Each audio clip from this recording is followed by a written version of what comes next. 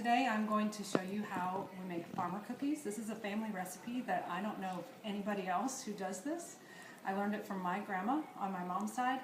And I wanted to show you in a video because this dough is a little bit different to work with. Even though it is a rollout dough, most doughs that you roll out are easy to work with. They don't stick to your fingers. You can use plenty of flour. This one you want to use as little flour as possible. And it's real sticky, so I'll show you. It's going to look like I'm using a ton, but I'm not. Why don't you get a picture of the dough? I'll show you if you can see. I'm just going to take out maybe a couple of spoonfuls and put it on my cutting board, and you can see it's really sticking to the spoon and the spatula. Looks like ice cream. So that's how sticky it is. And you'll also notice the rolling pin that I'm working on. I've got kind of a sleeve on it, and you could use like an old sock. This one actually came from a place like Williams-Sonoma, but I get it really filled with flour so that the dough won't stick, because this is the kind, it's so sticky to begin with, you have a really great chance of it sticking. So what I'm going to do is take some flour, and I really douse it good. I mean, like way more than you normally would. And then I just kind of gently pat it to kind of get it into a disc shape. And I'll probably need this again, so I'm going to keep it handy. And you can see it's already sticking, and I'm going to get it on my fingers. But that's okay. You're just going to have to wash up a little bit afterwards.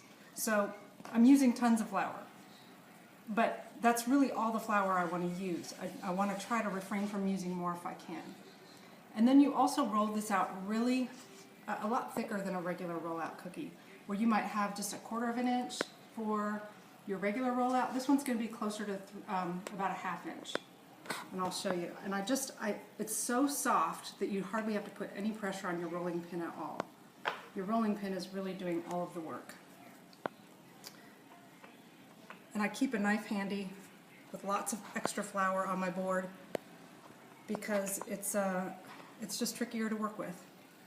But the results are worth it. You get a really great tasting cookie that's just a real mild kind of flavor. I'd liken it to maybe a shortbread, but it's soft like a cake. And actually, when I usually make these, I usually don't always make them for Christmas. I'll make them just for any holiday, and I'll usually do a round cookie cutter because it's so much easier to take out than like a snowflake. But that one actually worked pretty well. Pardon me, because I've already done a batch, so I've gotten my cutter good and full of flour. Okay, you can stop. Now I just want to show you what it looks like. I still have flowers on my hands from cutting, but I just wanted to show you what a finished cookie looks like. When it comes out of the oven, you don't want it, this one actually got too dark. You don't want it to be this dark. You want it to be more like this. My oven is starting to go, so I don't get real even baking. But it's going to puff up a little bit, and it's really like a little cake. They're very soft. And I actually think they taste better a day or two after you've made them than the first day. It's just the flavors kind of marry together, and it just has this wonderful, mild flavor that I think is better than a shortbread cookie. Now you can see here I've cut out several of the shapes already, and I have some left over.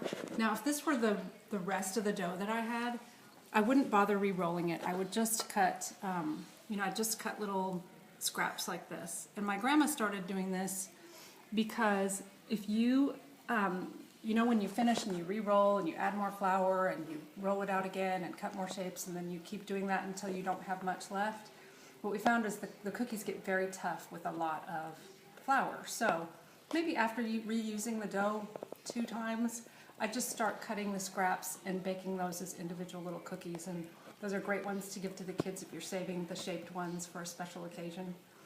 But that's why you'll find on my cookie sheets I'll have several good looking ones and some crazy looking ones like that, because it's a little bit better to use less flour and cook them than to continue and keep using lots and lots of flour.